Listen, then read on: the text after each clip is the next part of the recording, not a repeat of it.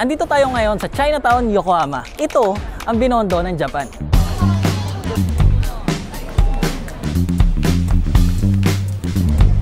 Sa video na to is ipapakita ko sa inyo lahat ng mga exciting na pwedeng makita dito. Mula sa mga nakakatakam na street foods na siguradong mabubusog ka, hanggang sa mga kakaibang Chinese shops na mayroong mga unique na produkto katulad ng souvenirs, Lucky Charm at traditional medicine. Makikita rin natin dito yung mga iconic gates at colorful na lantern na nagbibigay buhay sa lugar. At syempre pati na rin yung mga fortune tellers dahil marami yan dito. Welcome to Yokohama, Chinatown. Ito ang pinakamalaking Chinatown dito sa Japan at isa sa pinakamalaki sa buong mundo. Na-establish noong 1859. Nagsimula ito bilang home base ng mga Chinese traders at ngayon, higit 600 restaurants, shops at cultural spots ang matatagpuan dito. Katulad na lang ng dalawang temple na makikita natin dito. Isa na dyan, etong Guan Di Miao, na dedicated kay Guan Yu, isang kilalang bayani sa Chinese history.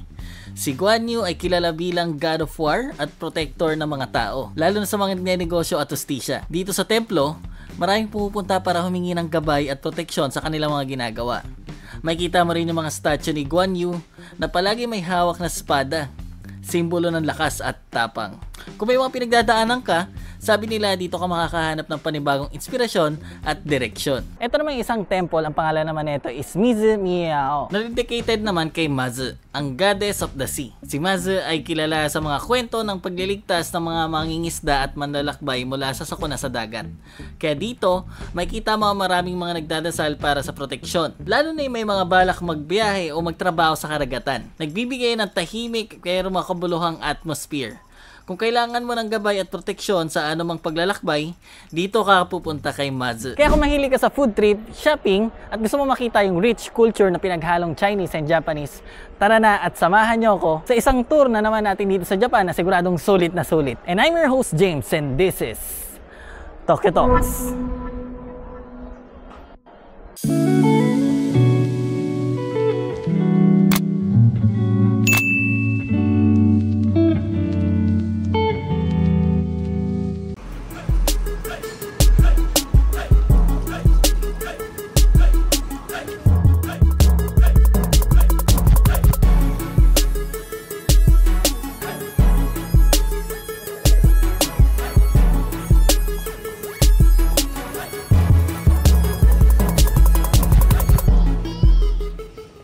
At narating na nga natin ang main entrance. So kung nagaling ka sa Ishikawa-cho Station is ito yung bubungad sa'yo. At makikita naman natin na grabe na kagad yung crowd ng tao mula dito sa harap ng gate. And so pagpasok natin dyan sa mismong gate, makikita naman natin talaga yung crowd ng tao. Sobrang dami.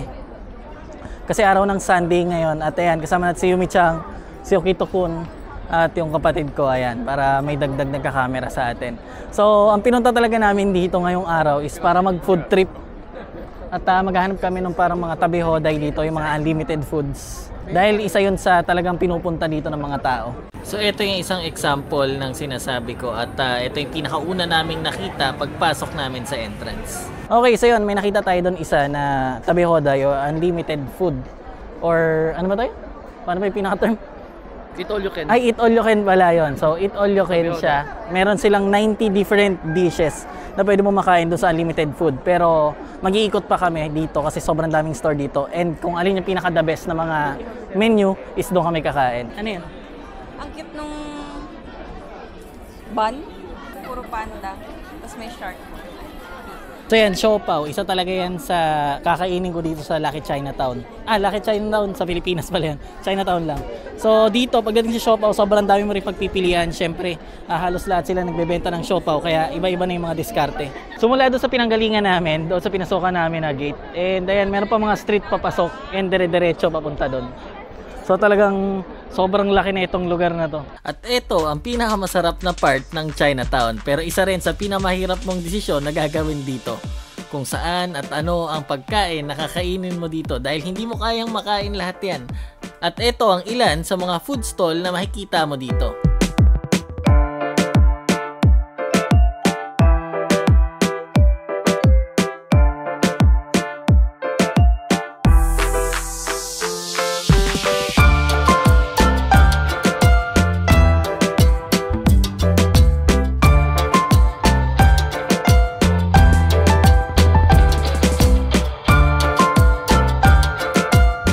Isa to sa sikat na sikat talaga dito sa Chinatown, ang Peking duck. At talagang makikita mo na fresh ang pagkakaluto nila dito. Siyempre, kailangan rin natin yung tikman. Ayan, so nandiyan na sila. Sobrang dami ng tao at palakad-lakad kami. Nakahiwa-hiwalay na kami. So nagantayan na lang muna kami dito. Papasok tayo dun. Ngayon pumasok muna kami sa parang eskinita lang muna. Kasi talagang grabe yung crowd ng tao dun sa pinaka main street yung pinasukan namin after pinakamalapit na station dito. So dito at least medyo maluwag-luwag yung kalsada. May mga tao pa rin. Pero hindi katulad doon sa dinaanan namin kanina. At sa aming pag-iikot dito sa Chinatown ay eto ang ilan sa mga nahagip ng camera ko na mga eat all you can restaurant.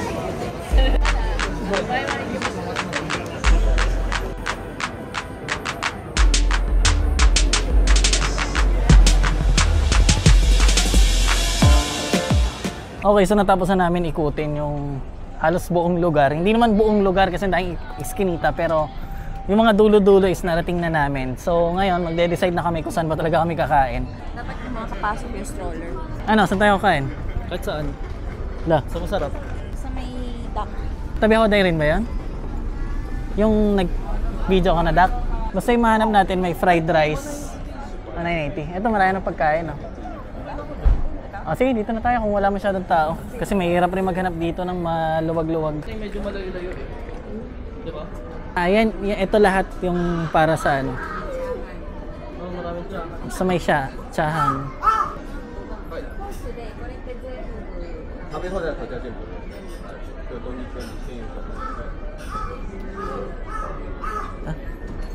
Halos sanjay pala pagka tonichi. Oo. Ay, oo nga pala, iba yung presyo. Pero 480 lang naman din yung Dandaan, ba? 300 na pinag. Saan ito? Ano to, egg? Sweet yata. Ito na lang. Yan, tsaka to. So, sobrang daming pagpipilian ng pagkain. Nalito na kami kung anong unahin.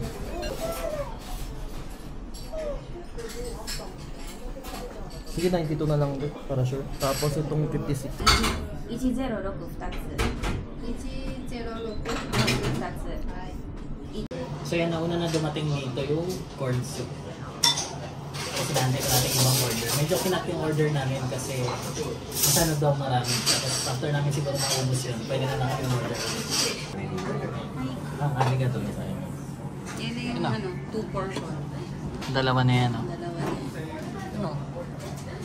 At mula dito is sisimulan na namin kumain. Ikakat ko na lang yung pagkain namin kasi syempre medyo boring naman yun.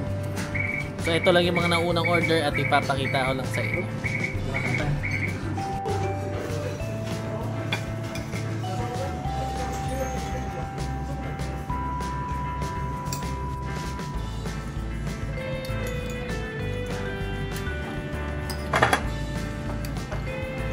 Meron pa sana kami tirang order. Pero ang ginawa namin, pinakancel na namin kasi busog na kami yung line na namin nakain. Yung ibang plato na nakikita nyo dito is kulang yan kasi niligpit na yung iba kanina. So ang gagawin natin ngayon is lalabas na ulit tayo.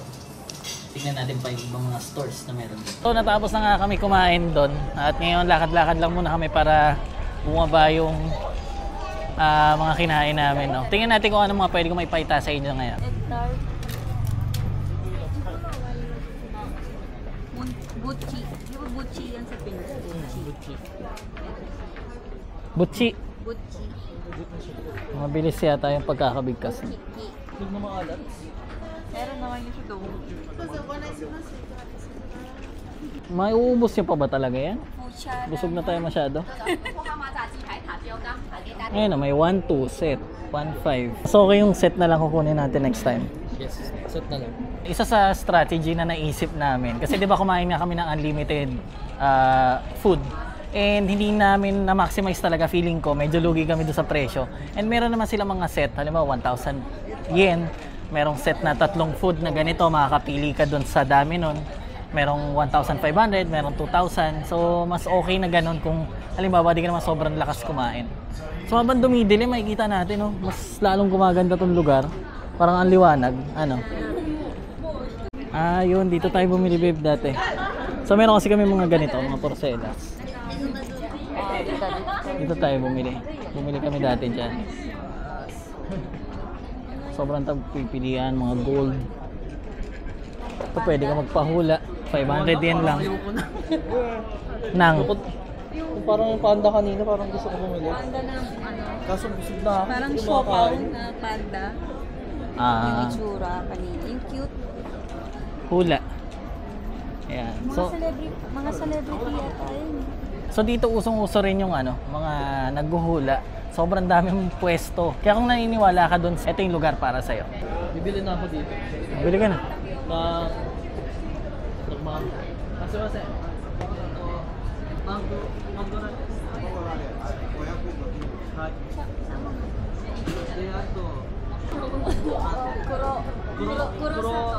Kurosato rate. Kuro. Chito yun, minag. Ang ganda dito. Talagang maliwanag lang sa camera ko pero makikita nyo, madilim na talaga. Medyo madilim na ngayon, pahapon na. And sobrang liwanag ng lugar, sobrang ganda. Ang ganda tingnan. No, Maraming light. ang liwanag. Kahit madilim na, tawang liwanag pa rin ang buka. Tsaka gumanda na yung ilaw. Ikaw, di ka bibili? Hindi, titikim lang ako. Wow. Kaya maganda kung pupunta ka dito, talagang medyo marami kang energy, no? Para maikot mo talaga lahat tong buong lugar. Tsaka dapat gutom ka. Tsaka dapat gutom ka daw. Kasi ito, kung nasan kami ngayon, nasa maliliit lang kami na iskinita bukod dun sa main na street talaga. So, napakarami mong pwede puntahan dito. Paikot-ikot na kami, kanina naliligaw na nga kami. Kaya marami kayo, tapos konti-konti lang yung bibili. Sakto na yun? Ano sukle? Ano tong sa'yo? Parang brown sugar. Brown Brown sugar tapioca latte. Sa akin, mango. Favorite ko mango. Wow. Arigato. Ha? Babay din siya. Kasi Yukito lahat nagbababay siya. Babay ka nga. Isang babay nga dyan, anak. Ayan o. Kada may kakaway sa kanya, nagkakaway din siya. Maganda kasi yung iba kasi flavor lang naman kayo, hindi masarap. Ito masarap. Ay. So yun, shake siya. May halo talaga siyang totoong mangga. Masarap. Kaso ako kasi di ako mahilig sa matamis, so sila lang yung bumili. Milk tea pa rin siya, mango milk tea pa rin. Ayan yung ano. So naka-order pala kami doon sa unlimited food ng ano yan? Balat ng duck. Wala siyang laman, talagang yung balat lang yung inabot sa amin. Ganun pala dapat. Nakabalot. Yung kakainin na may gulay. Tapos may gulay siya. Pero wala naman kasing laman. Walang laman. Pero pwede siya ibalot siguro. So yun, natikman namin yung balat nun. Ano yung Peking duck ba yan? Wala, duck lang siguro. Basta malaki siyang duck. I think na. Oh, yun. So parang normal lang rin, parang manok lang rin naman. Pero parang isa yun sa special dito sa lugar na to. Dito naman kami dati nagpahula. Accurate, no? Oh, maganda, no? Next month, may tayo. Bakit? Ba't next month agad? Halos Wala wala lang, ng pila. para mas malamig. Halos wala ng pila. Autumn na pa lang. Shark. Di ko na kaya kumain. Parang masarap yung chocolate. Chocolate custard bun. Parang masarap. Pagdating kasi sa mga Chinese food, talaga medyo lapit siya sa panlasa natin mga Pilipino. Marami sa pagkain nila yung kinakain talaga natin dyan sa Pilipinas. At ikaw, kung nanonood neto, i-comment mo nga dyan sa baba kung ano yung Chinese food na paborito mo. Ikaw, anong Chinese food ang gusto mo? Gusto ko yung yung age soba na sinasabi nila. Yung noodles, pinirito siya. Tapos yung sauce niya yung parang chop suey. Ikaw, anong Chinese food ang kinakain mo talaga? Sa Pinas pa lang. Yeah, siopaw, siomai. Siopaw, siomai. Yung gyoza, di ba? Chinese Hindi, talaga? Korean yun. Yung gyoza is Korean. The Chinese yun, di ba? Chinese ba? Hindi ko alam. Kasi parang siomai. Yung katulad ng mga siomai, siopaw, yan talaga kinakain talaga natin.